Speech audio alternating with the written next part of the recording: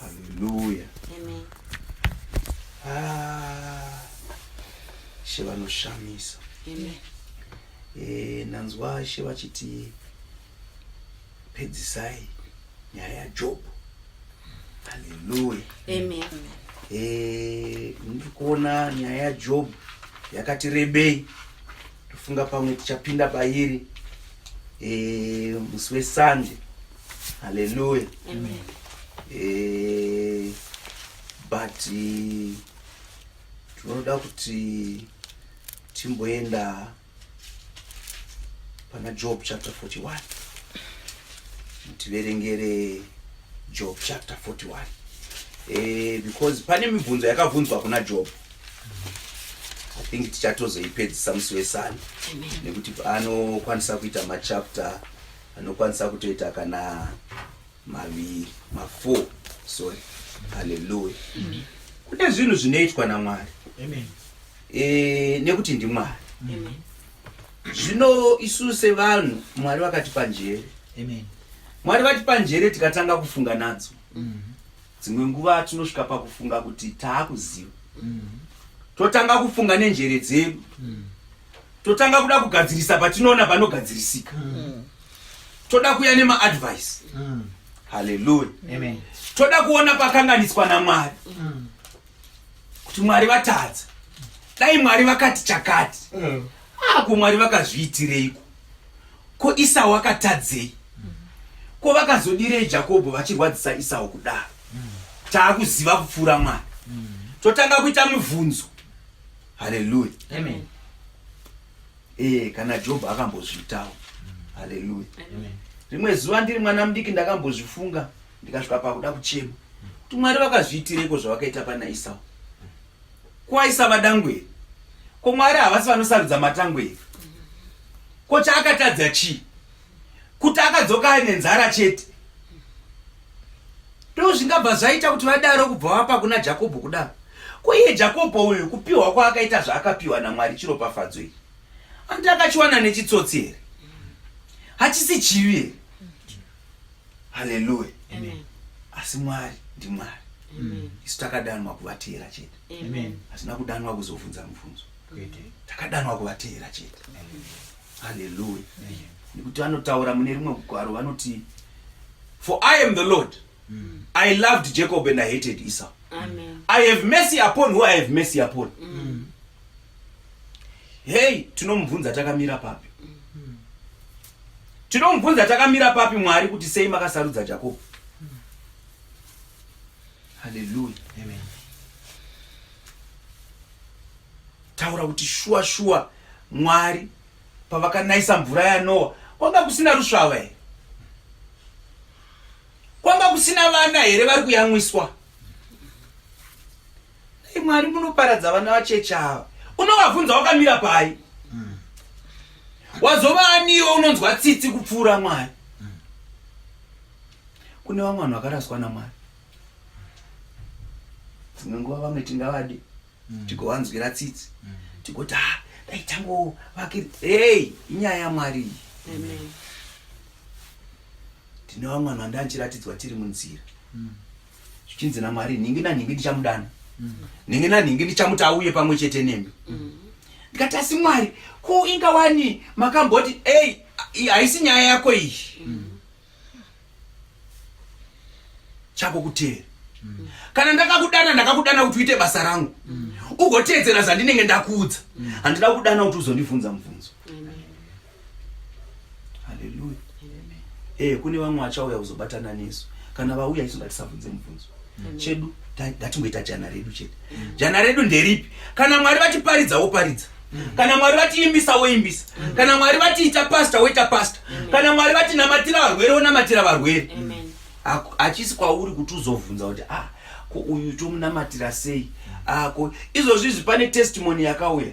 I remember, kana muchiri kuremember tiri ku all night prayer. Ndakaverenga message yandakaverenga yemwe mudzimai. Hallelujah. Kana muchiri kurangarira. Mudzimai akanyora message achirwara. Akabatwa COVID, anga ari kurwara asvika pakufa. Mudzimai apinda muhospital. Akatumira message akati, man of God, I was given your number.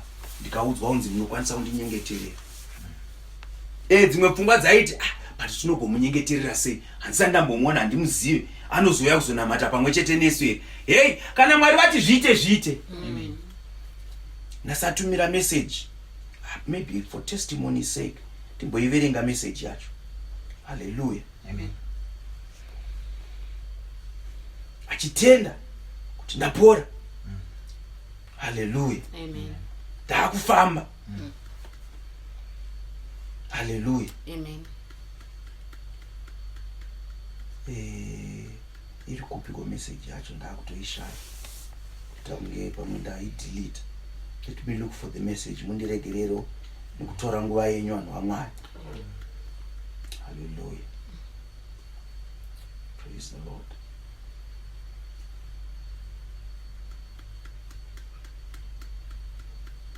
Akasvika pakurwara mudzimai uyu. She had given up. Akasvika pakufunga kuti akufa. Akafunga kuti iye upenyu hauchisina. But takanamata pa all night prayer. Sekereke. Tikachema kuna Mwari wedu.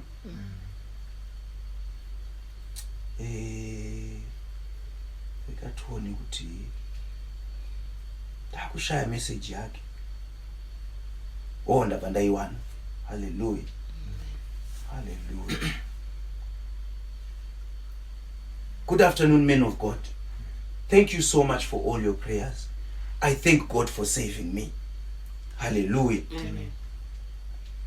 Azonyora kumwe kumbera kutaura, I know God is the only creator of heaven and earth, Jehovah Rapha, knowing that his word has healed me. Hallelujah. Amen. And I served the Lord 3/4 of my life. I'm also a pastor, and I thank you for the prayers. Zvimanga kuzonyoro zveupenyu hwake akutsanangura upenyu hwake. Hallelujah. Asi chatiri kuita ichi tiri kupa rumbidzo kuna Mwari for what he has done. Amen. Kupa acknowledgement kuti Mwari, because tinoziva kuti isusu takapfugama tikachema kuna Mwari. Amen. Mwari vakapindura. Vamwe vari kufa, vamwe vari kupinda muhospital muri kunzi hamudzorwi. Munhu akapinda muhospital haadzoki. Hallelujah. Amen. Ndatoita imwe vision yandaita ndichiona nhasi ndichipinda pane mahospital andachipinda chiratidzwa vanhu.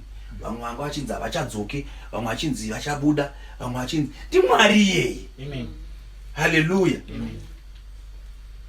So Job akasvikawo pakuti ndiye mumwe munhu wandaibvunzawo kuti Mwari, ko Job akakutadzirei? Kumakatendera kurwadziwa kwakadaro? Nyangwe makazomupa vana, ko iwoyo kutanga iva vanga singavadere. Aisi zvedu kuvhunza. Hallelujah. Amen. Maridzo yanhasi iri kutidzidzisa kuti aisi nzvimbo yedu kuvhunza Mwari. Amen. Isusu chedu kutendeka kwaari. Amen.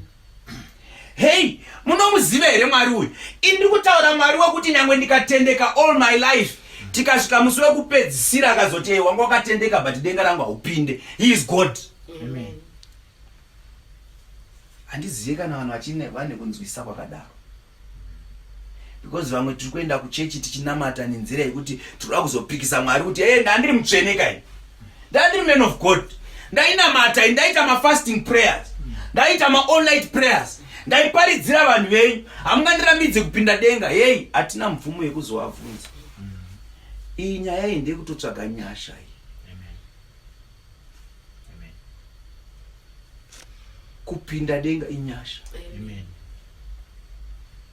Utsvene hwaMwari inyasha. Amen. Kupinda mukereke yaMwari inyasha. Amen. Hallelujah. Amen. Tingaverengerwe verse 41. Hallelujah. Chapter 41. Chapter 41, sorry. Verse 1. Ungagona kubata ngwena nechiredzo kana kutsikirira rurimi rwayo norwodzi here? Ungagona kupinza rwauro pamhino dzawo?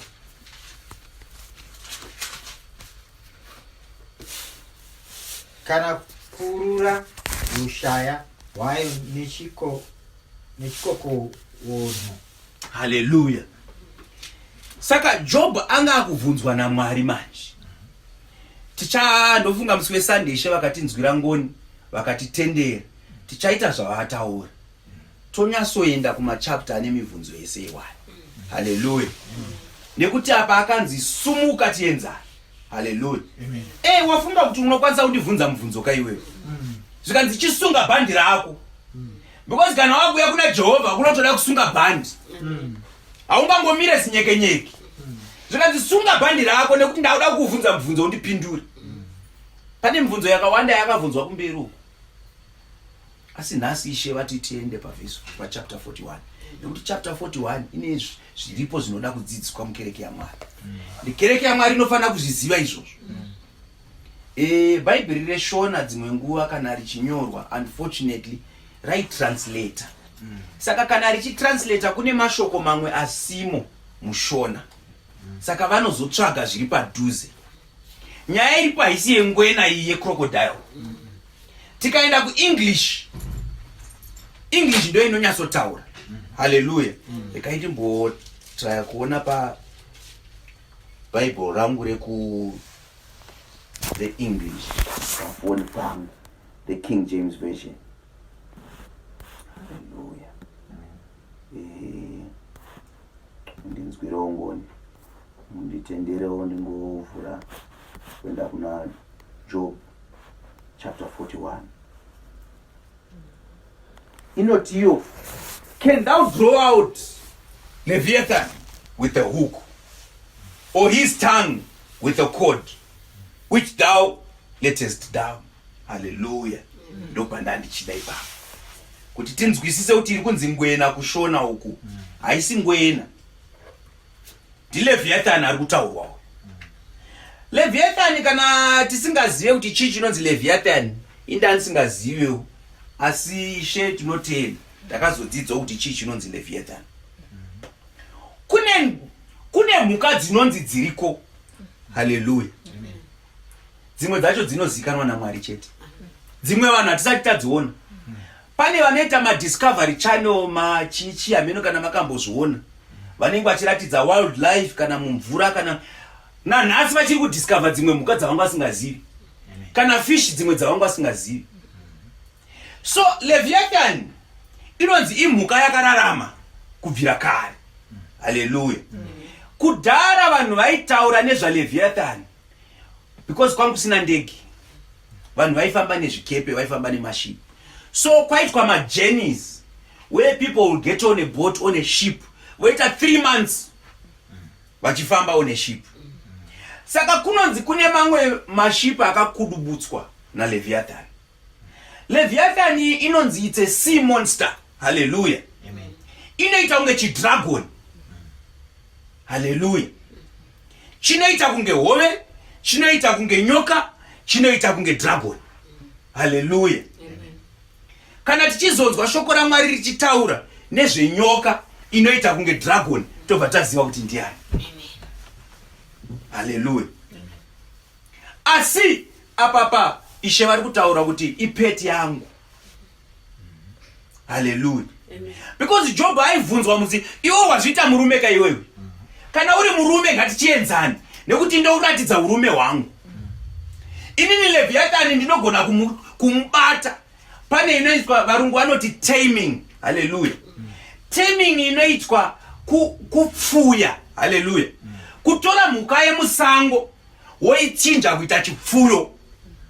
Vamwe vakambozviedza, kune dzinonzi nyati dziya. Nyati haisi mombe. Hallelujah. Asi kunenge kwakutoda kutoedza kuipfuya, hazviitwe nyore. Hallelujah. Vamwe vaizvita kana mabhiza kudhara. Zvinonzi mabhiza ekutanga makare kare. Vaitotora bhiza, wariwana musango, worichinja kuriita remumba. Kana iro bhiza remumba futi, kana risati rataswa, kuti ritange kutaswa, pane nhamu. Inonzi taming futi iyoyo. Hallelujah. Ihondo kuti urishandure rizokwanisa kuziva kuti uyu ndiye tenzi wangu. Kana auya aroda kundigadha, ndinobvuma zvangu. Kana akunditi komu, ndobvuma zvangu. Kana akutenda neuku, ndobvuma zvangu. Ina hangu handisati ndazvidzidza izvozvo, handina hangu kunyanya kukurira kumuruzevha, asi ndinodaira kuti kana mabhuru anodaro futi. Kana madhonza, anonzi madhonza, thank you. anoitwa inonzi taming, yekuti anotanga asingazive. Haleluya. Asi anofanira kuzodhambiswa kusvika akuziva kuti ndo basa rangu. Saka ndozviri kutaurwa naIshe kuti ndinozviita pana Leviathan. Kune vasingazive, Diabhorosi anotoita zvaanenge atumwa naMwari. Diabhorosi haakwanise kuita zvake ega, anotokumbira mvumo. Haleluya. Saka ari kunzi iwewe unozviita murume iwewe, Leviathan unomuziva here? Wakambomuona here kuti akaita sei? Nekuti ndakuchikuudza inini kuti anoita sei. Haleluya. Zvikanzi inini ndinogona kumudhonza nemhuno. Haleluya. Ndinogona kumubata rurimi rwake. Haleluya. Dzokorora itinyasonzwa. Kungagona kubata ngwenya nechiredzo kana kutsikirira rurimi rwayo norwodzi here? Ungagona kupinza rwauro pamhino dzayo kana kuurura rushaya rwayo nechikokowono. Haleluya. Enda yenyu pamberi. Destroy. Ko ingakunyengetera zvikuru here? Kana ingakutaura mashoko manyoro pauri? Haleluya. Mukunzwa nyaya yacho kwayakuenda manje. Hanzi Leviathan anotoita sei? Anotonyengetera kuna Jehovha. Hanzi Leviathan anototaura mashoko manyoro kuna Jehovha. Because kana kutaura nemunhu mukuruka hauteereri. Unototaura chingoti ndanga ndichingoti zvangu handizivi kana zvichiita. Kana muchinditenderawo zvingaite here kuti pabhutsu 10 dzenyu idzidzi pane imwe yandandiri kuona unge mausinganyanye kupfeka. Haungotaura zvimwe zvingori direct. Haleluya. Kuratidza kuti Leviathan anotoremekedza. Hanzi anototaura mashoko manyoro. Haleluya.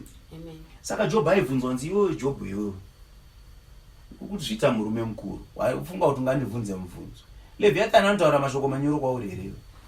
Kana achikuona Leviathan angazvininipise pauri? Haleluya. Angataure mashoko manyoro here? Haleluya. Ndiye Mwari watiri kunamataura. Hanzi ingakunyengetera zvikuru here? Kunyengetera kana kutaura mashoko manyoro kwauri? Haleluya. Handi paverse 4. Ingaite sungano newe here kuti uite muranda wako nokusingaperi? Haleluya. 5. Ungatamba nayo sezvaungaita neshiri here? Kana ungaisunga kuti wanasikana wako watambe nayo? Haleluya. Hey, Jobho ari kuvunzwa zvakaoma. And in a way mweya waMwari wakutotiratidzawo futi kuti Leviathan anoitwa sei naMwari. Haleluya. Kuti Leviathan anotonyengerera kuna Mwari. Anototi please ngatiite sungano kuti amundiparadze. Ngatiite sungano kuti munozondiparadza yenyu mbaya. Asi not nhasi. Ngatiite sungano kuti munombondiregererawo kwekanguva ndomborurawo panyika. Haleluya. Hanzi ungamuite seshiri here? Haleluya. Dzimwe nguva shoko raMwari kana richitaura nezveshiri, ndakambotaura rimwe zuva kuti shiri dzinofananidzwa dzimwe nguva madhimoni anotaura achinzi shiri. Haleluya. Takaona Revelation paitaurwa nyaya yekusikwa, pakataurwa nyaya dzeshiri. Tikataurirwa futi panyaya, takambodzidziswa futi panyaya yekuti hanzi makava ane mwena, shiri dzine madendere, asi mwanakomana waMwari haana pekuisa musoro. Haleluya. Zvikanzi ungamuite Leviathan iwewe zvandinoita shiri here? Haleluya. Handei pamberi.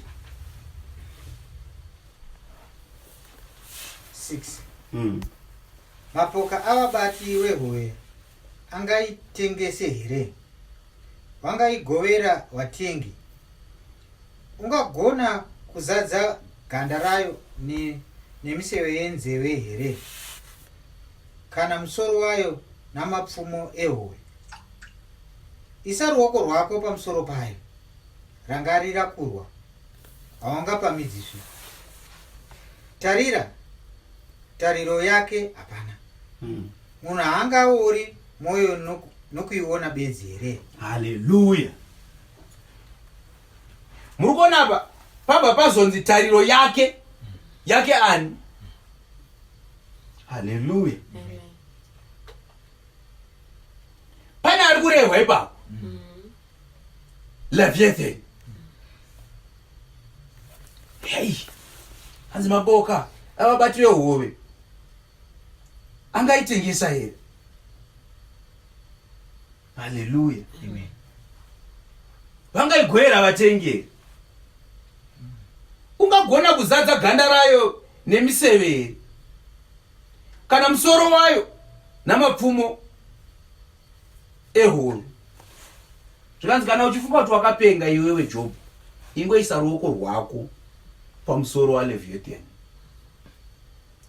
Rangarira kurwa kwaanoita kana wapesana naye. Haungazvipamidzizve. Shuwa varipo vamwe vanhu vanotaura kuti taimbozviita zvekunamata izvo, asi mhepo dzakati dzasumuka nekuti vakanomutsana naLeviathan. Haleluya. Vamutsana naLeviathan akauya akavarwisa nekuti wangu asina Ishe Jesu Kristu aivamiririra. Hanzi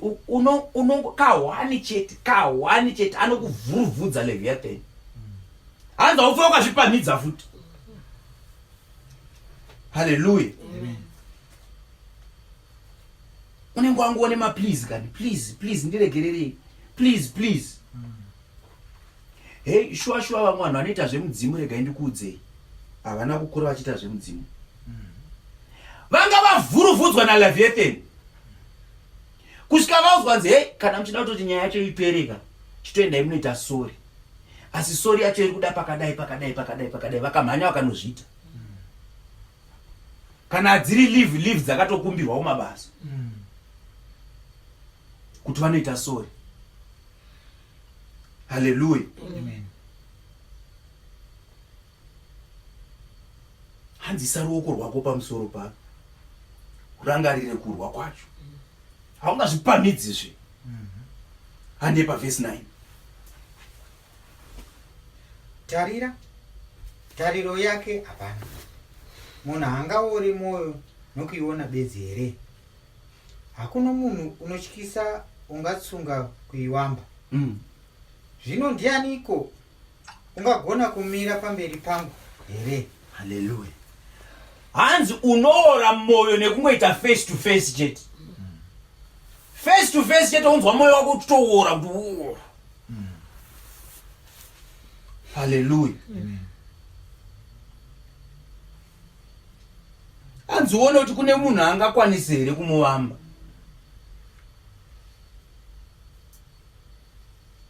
Zvino ndianiko ungagara kumira pamberi pangu? Haleluya. Nyaya iyi kune kwairi kuenda. Haleluya. Handei pamberi. Ndinaniko wakatanga kundipa kuti ndifanire kumuripirazve? Zvose zviri pasi pedenga rose ndezvangu. Yes. Handinganyarari kurondedzera mitezo yayo, kana simba rayo, kana muturu wayo wakanaka. Ndianiko ungagona kubvisa nguo yayo yokunze? Ndianiko ungapinda pakati pemisara miviri yemheno yayo? Ndianiko ungagone kuzarura mikova yechiso chayo? Pameno payo panotyisa kwazvo. Makwande ayo ane simba. Ndiko kuzvikudza kwayo. Akabatanidzwa nechisimbiso chakabata. Ari pedyo nepedyo. Mhepo haigoni kupindana pakati payo. Akabatanidzwa. Anonamatirana. Haangaparadzaniswi. Kuhotsira kwayo kunopenya chiedza. Meso ayo akafanana namafungiro amangwanani. Yeah. Mumuromo mayo munobuda mazhenje anopfuta. Yes. Masasaradzi emoto anobarika achibvamo. Yes. Utsi hunobuda pamhino dzayo. Yes. Sapahari inowira nenhokwe dzinopfuta. Mweya wayo unobatidza masimbi. Yeah. Uye murazvo womoto unobuda mumuromo mayo. Yeah. Simba rinogara mumutsipa wayo. Kutyisa kunotamba pamberi payo. Yeah. Nyama dzayo dzakabatanidzwa kumativi ose. Dzakasimba pairi. Hadzingazununguswi. Yeah. Moyo wayo wakasimba sebwe. Zviro kwazvo wakasimba seguyo. Yeah. Kana ichisimuka wane simba wanotya. Yeah. Wanopenga nokuvhunduswa. Kana munhu akaitema nomunondo haune simba. Kunyangwe nepfumo kana nomuseve kana matare anopinza. Yeah. Iyo inoti matare mashanga. Yeah. Uye ndarira danda rakaora. Museve haungaitizi. Mabwe anoposhwa nechifura mabwe inoti makoto. Tsvimbo dzakaita samakoto inoseka kana ichinzwa kuunga kwekubatwa. Pasi payo pakafanana nezvaenga zvaenga zvinocheka. Yes. Inoita sokukwekweredza chirei chine mambambo mumatope. Yeah. Inovirisa mvura yakadzika sehari. Inoita gungwa samafuta okuzora. Yeah. Inotara nzira inopenya shure kwayo. Yeah. Zvimwe vanhu ungati mvura yakadzika yachena bvudzi. Panyika hapana chakafanana nayo. Yeah. Chakaitwa chisina kutya. Inoona zvose zvakakwirira. Ndiyo mambo wezvikara zvose zvinokudzwa. Hallelujah. Amen. Kana paina wangu achifunga kuti ndiri kunyeba manzwa vhesi yekupedzisira. Kunzi Leviathan ndiani? Mambo wezvikara zvose zvinokudzwa. Hallelujah. Amen. Zvinoishe vati kereke yaMwari. Kana iri kereke yaMwari yakazodzwa. Amen. Inozodzwa nemweya mutsvene waMwari. Hallelujah. Maridzo iyi yauya kwandiri nhasi. Ndakatanga kuidzidziswa maridzo iyi pane makore pandakadzidziswa maridzo iyi. Ndakaiparidzirwa naMwari vachindiratidza maipiro ekwandanga ndiri. Hallelujah. Amen. I think it was the first days when God started showing me about a certain man. And God was showing me kuipa kwemurume uyu. Then God started explaining to me about the Holy Spirit of God. Then God started teaching me kuti kereke ine mweya mutsvene waMwari kereke yakaita sei.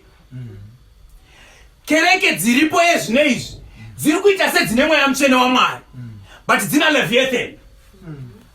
Hallelujah. Mwari vakatanga kutsanangura kuti ndidzidze kuti what is the difference between Leviathan and the Holy Spirit of God.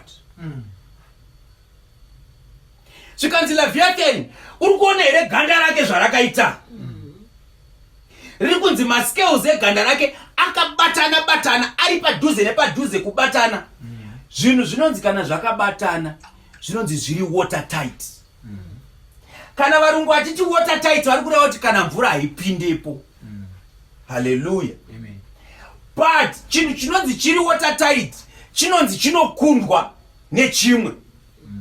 Chinonzi ichocho chimight not be hanzi watertight handiti. Asi stage iri pamusoro pe-watertight inonzi iri airtight. Airtight inoreva kuti kana mhepo haikwanise kupinda, kana iri oxygen haikwanise kupinda. Ndo yekunzi kana mukaenda kana muchinoita masea diver kana muchinoita sei. Hallelujah. Amen. Kana vachipinda mune gas mune manhingirini anokwanisa kukuwadza, pane munofanira kuita something chiri sealed, chiri airtight. Saka mascales aLeviathan ari airtight. Hallelujah. Apinda mukereke Leviathan, haatendere mweya wamutsvene waMwari kuti ufambe. First thing chamunotanga kuona kana kereke yapindwa naLeviathan, anovhara mweya mutsvene waMwari, because mascales ake anobatana batana kuti mweya usapinde. Shevakatanga kundiratidza mazuva iwayo, I think taipindira kuchikoro, pane chikoro chekuJobho chataipindira. Zvikanzi unovhara, unoona mweya mutsvene waMwari ukada kungodai so, mascales aLeviathan anobva ati ga ga ga ga ga ga ga. Dai Mwari vatitenderawo, vatinzwira ngoni kuti in this ministry tisazombofa takapa Leviathan mukana. Amen. Kusazombofa kwakagadzwa munhu anofamba nemweya waLeviathan. Hallelujah. Amen. Hanzi nyangwe mukada kuedza mapfuma akaita sei, nyangwe mukada kuedza kana kuita sei, kana mukaita sei, anotoseka, because ganda rake rakati kwati rakasimba. Hallelujah. Amen. Zvikanzi Leviathan ane mazimbe. Hallelujah. Amen. Mumhuno make akati kufema, munobuda hutsi. Hallelujah. Amen. Because remember kuti shoko raMwari rinotaura iro kana tichinamata minamato. Minamato yedu zvakafanana nezvinonhuhwira zvinoenda kudenga. Hallelujah. Amen. Asi Leviathan manje kana achizviita manje, iye munobuda hutsi. Hallelujah. Amen. Mweya mutsvene waMwari unoshanda nemoto. Hallelujah. Amen. Uchishanda nemoto, asi Leviathan anobuditsa hutsi. Zvokuti kana ukasaona zvakanaka, unofunga kuti isense iri kuenda kumatenga. Minyengetero yevatsvene. Saka Leviathan ane minyengetero yaanoitawo, nendimi dzake dzaanoita, dzekuti kana usingazive unotopembera ukati taona man of God. Asi uri mweya waLeviathan. Hallelujah. Dai Mwari vatidzidzisa, dai Mwari vatibatsira. Kana vanhu vachigamuchira mweya mutsvene waMwari mukereke yaMwari, uye mweya mutsvene waMwari chaiwo. Amen. We declare today, Amen. mweya waLeviathan hauna simba mukereke yaMwari. Amen. Hautombofanira kuwanirwa nzvimbo. Hallelujah. Amen. Kune vanhu vanoita ndimi, but dzisiri ndimi dzemweya mutsvene waMwari. Anoita matongues, but matongues acho pamwe atore madhimoni. Paul anotaura achiti ndimi dzengirozi. Hallelujah. Ndimi dzevatumwa. Hallelujah. Hanzi Leviathan uyu, anokwanisa kuchinja mvura mugungwa. Anoita sei? Ivhesi ipi? Hallelujah. Ambodzokera ipapo. Hallelujah.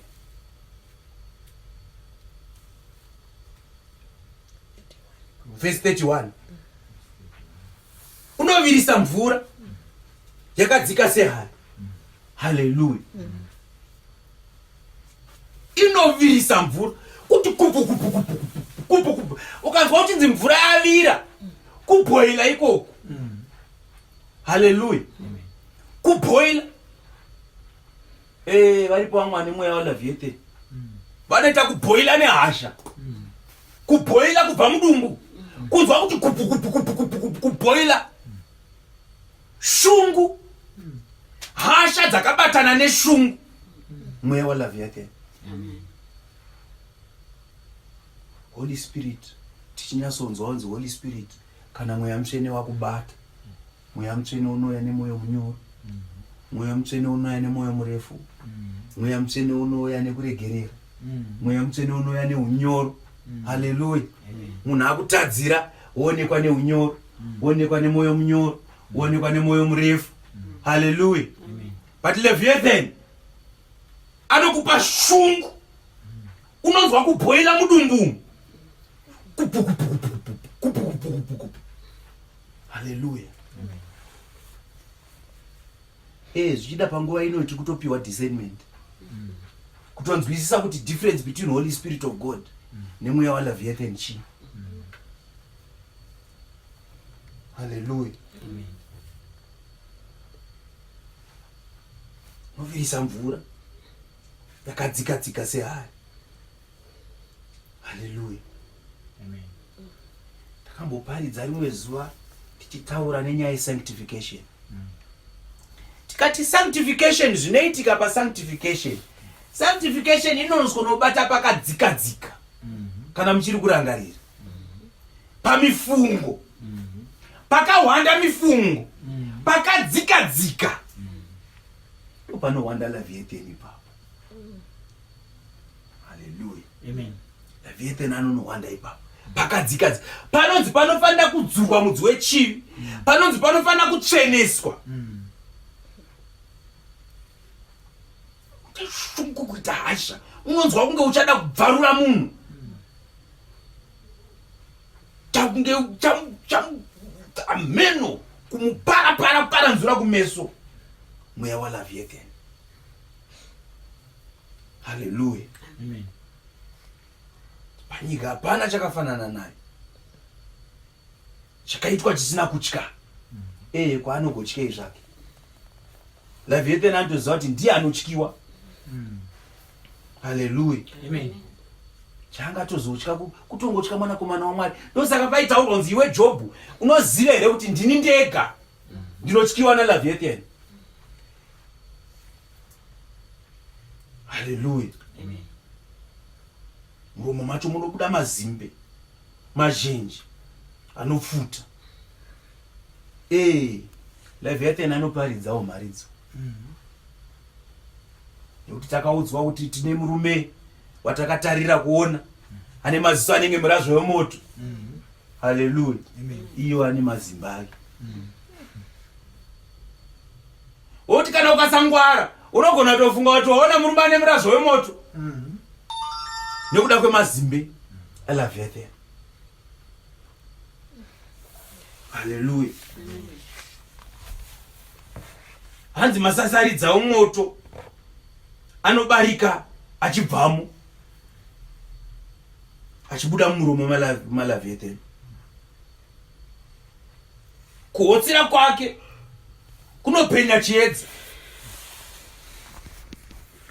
Meso acho akafanana namafungiro amangwanani. Hallelujah. To trick you because handisu tinoti Ishe Jesu Kristu ndinyama sasi. The morning star. Iyo bada kuedza anenge achingoedzesera mweya waAntichrist.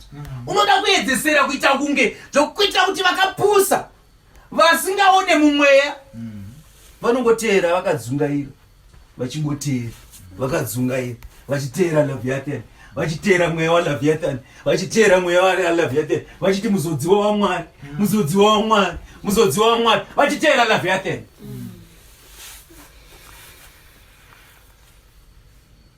Hallelujah. Amen. Hey, makwanda ayo ane simba ndiko kuzvikudza kwayo because anaita stronghold. Otanga kuzvikudza kuti pana ndabata panapa hapana chandibvisa, panapa ndagara umambo hapana chandibvisa. Hanzi ndokudada kwake ikoko. Hey,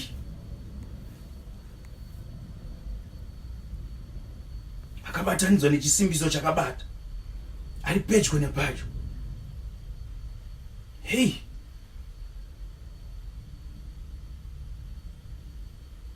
ndianiko ungagona kubvisa nguo yokunzi? Ndianiko ungapinda pakati pemisara yemuviri yamenoa? Ndianiko unogona kuzarura mukova yechiso chayo? Hallelujah. Verse 20 yobva yati hanzi utsi hunobuda pamhino dzayo sepahari inovira nenhokwe dzinofuta. Hallelujah. For our God is a consuming fire. But iye hake haana moto manje, angori neutsi. unenge ungori hutsi chete. Paul obva ati having a form of religion but denying the power of it. Kunamata kwacho kuri kunamatwa but akubuditsa vanhu muzvivi. Kunamata kwacho kuri kunamatwa asi akukurire zvivi. Kana vari vanorwara vanonamatirwa havaponi. Hallelujah. Amen.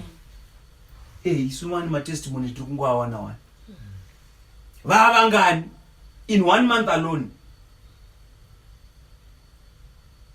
Kana iri covid vavangani vanamatirwa vakapona. Kana iri cancer vavangani. Zvinoita kunge zvinoshoreka, zvinoita kunge zvisina simba, zvinoita kunge tingori vashoma so. Imi ndinotoona tichita sevana vaIsraeri. Because vana vaIsraeri vaifamba so vaitirwa zvinorova but vasingavhunduki. Zvichida Mwari vakatiropafadza vakatipa hana yakadzikama kuti tisavhunduki. Shuwa munoziva vanhu vachifamba gore riri pamusoro pavo richiteera richifamba richiendana nawo havavhunduke kuti but gore iri tabvira naro kuEgypt tiri kungoenda ya 40 years ichingoti tinesu. But gore iri kana amanheru rinoita moto avarohwenana kuti but a pillar of fire. Hey, zivai kuti moto uyu kauyu takamboparidzirwa chinzi chachiri chiedza. It was not just light. Hanzi moto uyu waitopisa because mudesert munotonhora. Saka vaiti instead yekuti vatonhorwe moto uyu waikwanisa kupisa kuti vadzirwe futi. Yanga iri hita. Hey, but vanga vasingavhunduki. Bhutsu dzavakabuda nadzo muEgypt, masandori iwayo havanamboita nguva yekunzi hanzi Moses chiudza vanhu kuti chenai munosona hembe, chenai munonhingirana, chigadzirai masanduru manyowani, ngatimbomirai nhasi tingogadzira masanduru chete. Asi kumbofunga kuti hadzina kubvaruka sanduru. 40 years here vakomana. But dzimwe nguva panoita chijairira chekusanzwisisa, chekusatoona kuti tiri kutofamba naMwari panapa, chekusatoona kuti mweya waMwari uri kutobata panapa, chekusatoona kuti zvishamiso zviri kutoitika panapa. Munhu anongotarisa kuti tiri vashoma, hatisati tasvika 20,000 muchechi medu, tiri vashoma, kachechi kacho kanodherereka. Zimba raMwari riri kutooneka mani. Imi kune chechi dzine vanhu 60,000 dzina munhu ane kenza anonamatirwa mani. Kune chechi dzine ma 20,000 dzisina munhu ari kunamatirwa covid. Zvinoshamisa mani. Musatadziswe kuona simba raMwari nekutarisa nhamba yevanhu. Vakaropafadzwa vanotaura uchapupu vachitaura kuti isi takangoti hedu taona Mwari, zvataura simba raMwari tinongoteera hedu.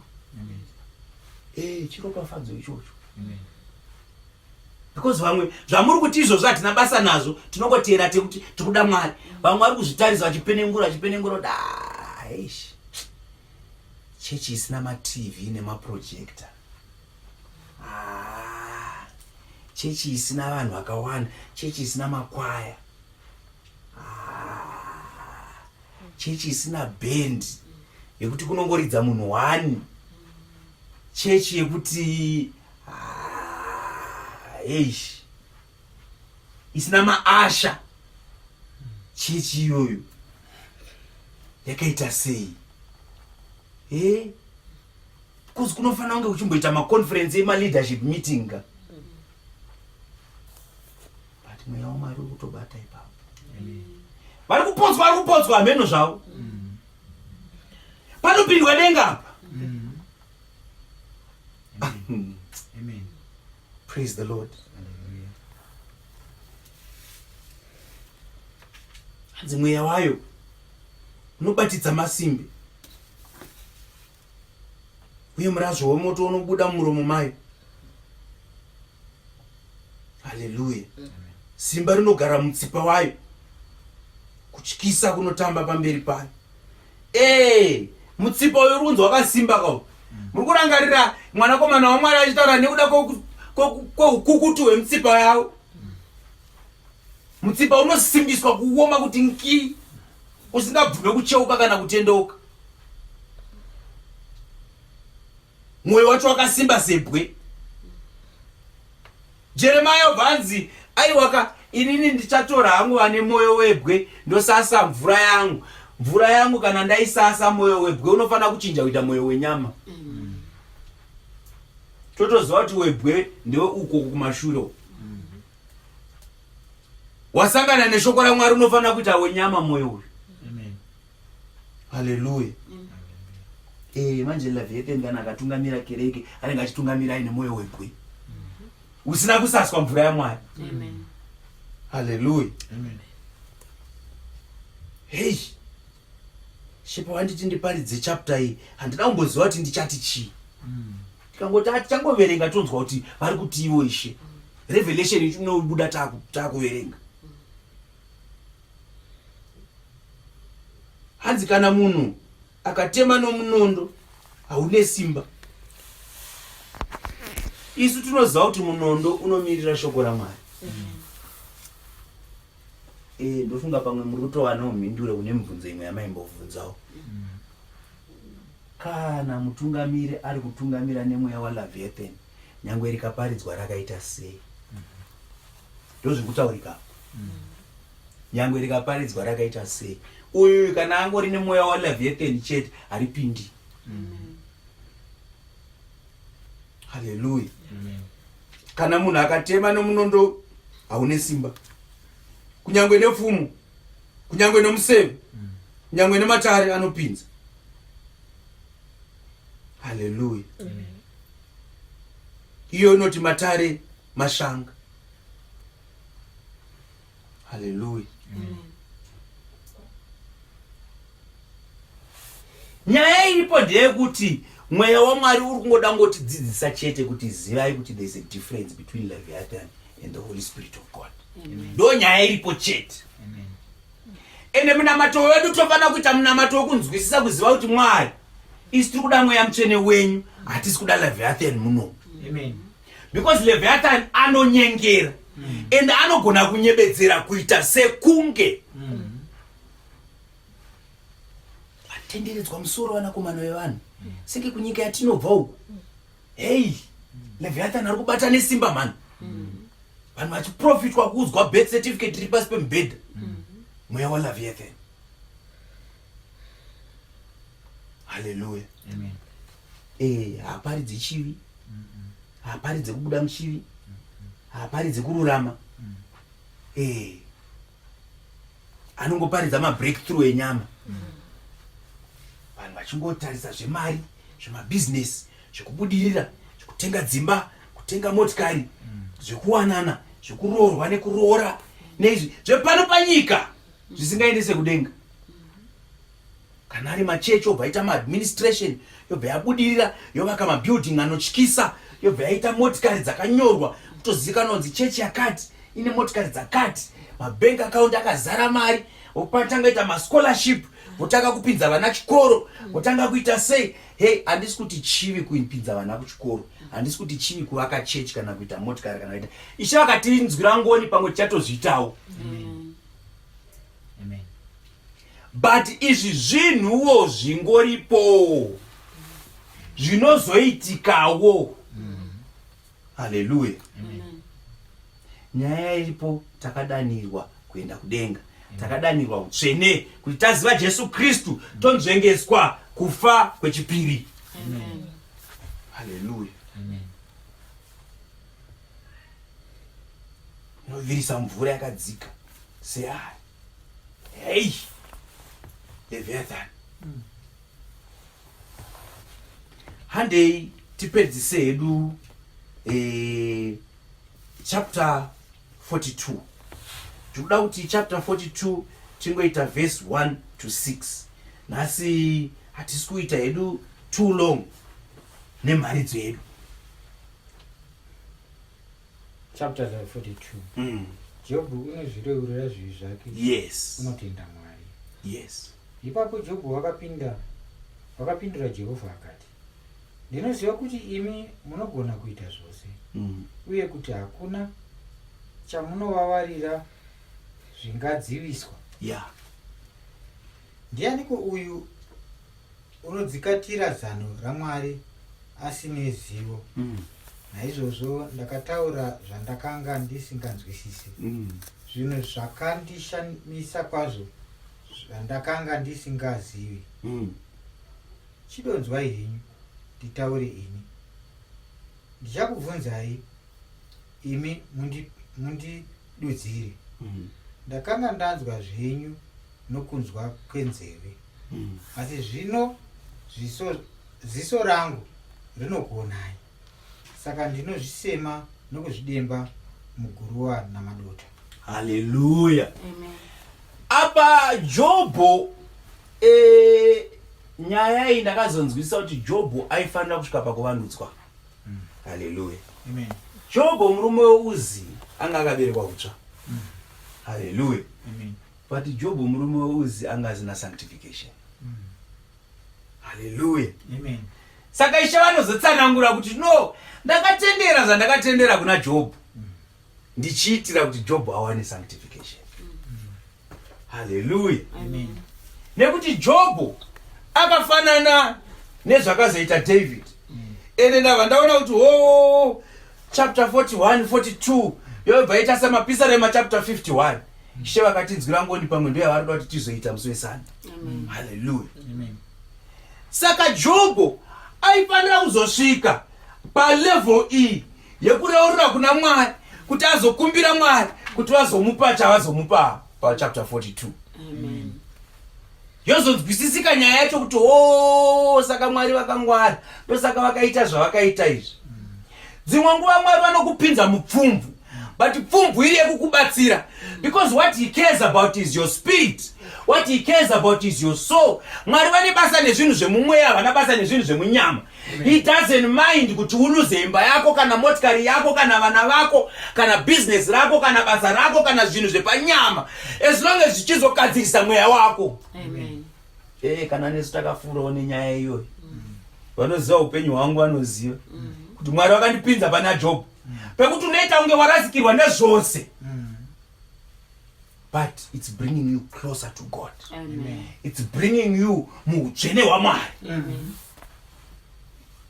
Hanzi naJobho ndakanga ndanzwa zvenyu nokunzwa kwenzeve, asi zvino ziso rangu rinokuonai. Hey, vhesi yakasimba iyi. Mukazowana nyasha kuti munyatsonzwisise zvinoreva vhesi, kuratidza kuti dimension yange yana Jobho yakasiyana neyanga aimbori before. Because kune vamwe vanhu vane 40 years vachingonzwa mharidzo, vachingonzwa kunaka kwaMwari, vachingonzwa utsvene, vachingonzwa kufamba kwaMwari, vachingonzwa madanho matatu, vachingonzwa nezvekunzwa chete, nongoita slogan, vachiziva kuti isusu mukereke medu tinodai so, isusu muchechi medu hatitendere kudai so, muchechi medu tinosunga madhuku, muchechi kwedu hatiite majewelry, muchechi kwedu hatiite zvemakeup, muchechi kwedu hatiite chi, asi ndezvekunzwa chete. Asi wewe unoti Hallelujah. Amen. It's one thing kutaura kuti men of God wekuchechi kwedu anointed, anokwanisa kuita so, anokwanisa kuita so, anokwanisa kuita so. Kuiwewe Mwari vakabatei pauri. Unomunzwisisa here Mwari wauri kunamata uyu? Takambotaura rimwe zuva nababa Chakombera, ndikati vanhu vari kuuya vanoda kunyatsonzi vambobvunzwa kunzi chaita kuti uuye chii. Uri kunyatsonzwisisa here kuti chii chiri kuitika panapa? Vhesi iri kunyatsozvitsanangura mani kuti Jobho ari kuti ndainzwa nenzeve. Isusu taimupa pembedzo Jobho tichiti kana pinduriro aita mudzimai wake aipindura Jobho atizi, but rari vhangeri rekunzwa nenzeve chete. Unogona kuita mumwe munhu totopa pembedzo tichitokuita mutsvene nevhangeri rekunzwa nenzeve chete. Hallelujah. Amen. Zvaida kuti asvike pakuzoona nemeso ake Amen. kuti hey, Mwari uyu ndo zvaari nhai. Shuwa ndakaberekerwa mubereko yezvivi. Shuwa Ishe Jesu Kristu havana kutadza. NdiMwari nhai. Saka Ishe Jesu Kristu vakafamba panyika ino vakasatadza, vakazoroverwa nekuda kwangu. Saka inini ndinofanira kutobvuma kuti ndiri muzvivi. Ndinofanira kutobvuma kuti vakafira zvivi zvangu. Ndinofanira kubvuma kuti pavakaroverwa pamuchinjikwa ndandiripo ndikaroverwawo neniwo. Ndinofanira kubvuma kuti pavakamuka ndakutomukonawo. Ndinofanira kubvuma kuti utsvene hwavo ihwohwo hwaitaurwa naDhanieri ndo hwapandiriwo. Painzi in those days they will call him the Lord our righteousness. Then that righteousness is imputed upon us. Utsvene hwanga uina Jesu hwapandiriwo. Ndozonzwisa kuti ndonyaya iripo. Kana isusu tiri kuti tiri kubuda mukereke yakati nekuti haina mweya waMwari, zviri kurevei? Kana chiti tiri kupinda mukereke yakati ine mweya waMwari, zviri kurevei? Hatichaita zvekunzwa nenzeve, taakuona nemaziso edu. Amen. Praise the Lord. Amen. Praise the Lord. Amen. Takutoona kubata kwemweya waMwari muupenyu hwangu. Taimbonzwa vamwe vachitaura kuti mweya waMwari unodai. Taimbonzwa vamwe vachitaura kuti mweya waMwari unodai. Asi nhasi ndakuona nemeso angu. Taiparidzirwa nevaitiparidzira vachitiudza mavhizheni avo. Taimbonzwa kanenzeve. Taimbonzwa nenzeve. Asi izvino takuona nemaziso edu kuti Mwari ava ndozvavanoita naye. Wanga uri uchapupu hwevangu, asi isusu takutopa uchapupu hweduwo.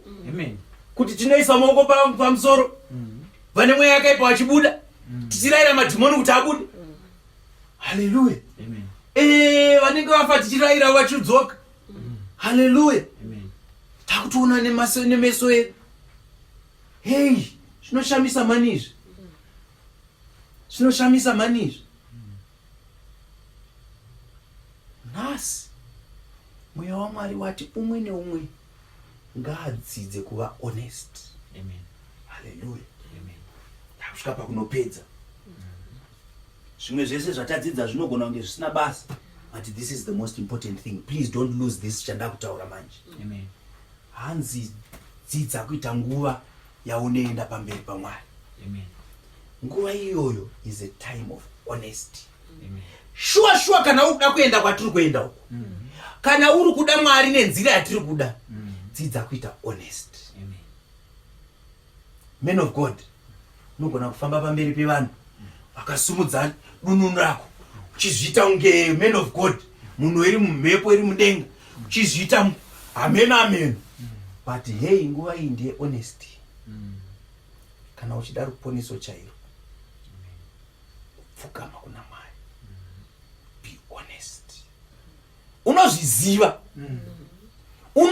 You know everything about yourself. Kadaro mwe musharuka akati moyo wako mprofit. You don't need anyone kuti akuprofite iwe, unozviziva wega. Paunopotsa unopaziva. Panokuremera unopaziva. Kana kuri kunyeba kunokukurira unokuziva. Kana ari makuhwa anokukurira unoaziva. Kana dziri hasha dzinokukurira unodziziva. Kana uri upombwe, kana ruchiva, kana chii, kana gono, kana shanje, kana whatever it is, unozviziva. Kana kuri kutadza kukorektwa unokuziva. Kana kuri kuzvikudza, you know what it is. Kana kuri kutadza kufarira kubudirira kwevamwe, good news, kunzwa kuti kwaita good news, whatever it is, go to him. This is the time. Takusvika panguva yacho manje. Tichaimbirwa manje. Taimbirwa tichapfugama. Go to God in honesty. Hey, usade kuita gentleman pana Mwari. Remember kuti usati wazviita anotoziziva kudara. Hanzi muoni nemuzivi wazvose. Paunotuka pesa anenge achikuona. Paunofeva anokuona. Paunonyea anokuona. Anokunzwa, ende anonzwa pfungwa dzako futi. Dzimwe nguva hazvibude muromo izvi, but zvingori mupfungwa chete. Uchizvifunga kudara, izvo zvizvi zvauri kufunga pamusoro pangu ndichitaura kudai, ari kuzvinzwa. Be honest. Kwandiri hangu ungandinyebere ukati men of God ndakwana. Don't worry, inini musandityire. Vhangeri makaparidza kudhara ndakarinzwa. musandityire ezvinezvi ropa rangu harichatongerwe pamusoro pa you can say that to a man of God, but to him honesty. Honesty. Shambarara pamberi pake. Mwari ndimi makandisika, hapana chamusingazive pandiri. Nzara dzangu munodziziva kuti dzakareba sei, vhudzi rangu munoriziva kuti ringani, mazino angu munoziva kuti mangani, kundikakuvanzirei chiko. Sure, inini I have my moments of honesty with God. Kana ndichidambata ndinonyasovaudza pachokwadi, Mwari panyaya yakati yaya ndaifunga chakati inini, ndiregerere kana ndakakutadzirai, ndigadzirisei zvisaitike zvakare. Mwari kana chiri chakati indoda kufadzai. I don't know ndana makore mangani ndinamata munamato yoyo, ndoda kurarama upenyu unokufadzai Mwari. Be honest with him. Kana usati wakwana uchinyasotaura, Mwari munoziva kuti handisati ndakwana inini, but ndikwanisei. Handisati ndaberekwa kutsva, ndoda kuberekwa kutsva. Kuberekwa kutsva kwacho handitozivi kuti ndakaberekwa kutsva here or not. Ndidzidzisei, ndiratidzei, give me a sign. And kana mandipa sign, mondipa simba rekuti ndiyambuke. Alright, ndakaberekwa kutsva, Mwari ndine gwinyiso kuti makandibereka kutsva. But nyaya yekudzurwa mudzi wechivi, utsvene ina ndione kunge ndinawo ini. Ndine zvimwe zvinhu zvandinoita so zvinondikonesa. Mwari, handina sure, ndiratidzei. Please show me. Kana mandiratidza, mondipawo simba rekukwanisa kuzvikumbira kuti mundibvise. Baptism of the Holy Spirit inandinyasoinzwisisa. Ndinonyara manje kuzotaura kuti men of God munoparidza Holy Spirit, nandizive kuti Holy Spirit yakamira sei. Asi Mwari imani ngakunyarei, handingavanzi, ndiudzeiwo pachokwadi, ndinoidawo, ndipeyo. Chii chiri pandiri chiri kunditadzisa kureceive baptism of the Holy Spirit? Kana uinazvo zvese, tinokudza Mwari. Kwandi vanozviziva, obva wadzokera futi. Mwari munoziziva inini zvandiri, ndoda kutenda ine zvamakandipa, ndoda kutenda ine zvamakandiitira. Handizive kumberi kuti munoda kuti ndiite sei, asi ndibatsirei. Maweakness angu ese munowaziva. Chimwe chinhu futi chinoda kuzikanwa. Do you know kuti unogona kunge wakaponeswa naMwari uchitofamba uine mweya mutsvene waMwari but uine human weakness? It's very possible. Chinenge chisiri chivi chauri kubata but uine weakness. Kuna anonzi blind spot. Munhu wese achitoona kuti but kana iri nyaya yakati, baba Mangozho vanozviona kunge vanogona kuimba stereki, vati discord ravanoita baba Mangozho havagone kuimba mani, but manje anovaudza ndiani? Because baba Mangozho vanozviita kunge chi, it's a blind spot. Hakusi kuti ndiri muchivi, but inenge iri blind spot. Ndo zvimwe zvinoda kunamatirwa izvozvo. Mwari, ndizarurirei blind spot angu ndikwanise kuona pandinokanganisa ipapo tiri papi. Zvinorembera zviya zvinotaurwa naPauro zviya zvibvisei Mwari. Chinganditadzise kuti nhasi kana mukanzi manditora nhasi mandibvisa panyika, chii chinganditadzise kuenda kudenga? Chibvisei ichocho Mwari.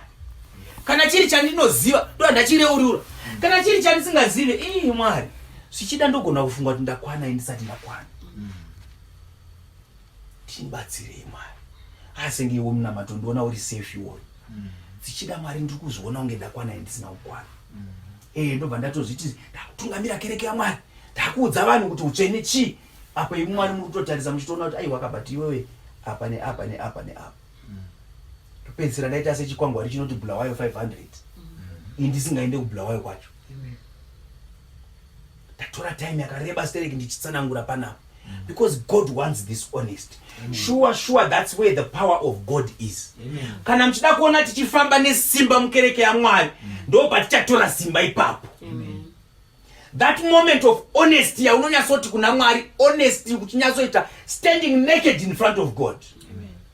Because ndo pavachakuumba, ndo pavanokuvandudza, ndo pavanokugadzirisa, ndo pavanobvisa chacho chiri kufanira kubviswa, ndo pavanokutwasanudza, ndo pavanokugadzirisa, ndo pavanokubvisa pakubwinya vachikuisa pane kumwe kubwinya.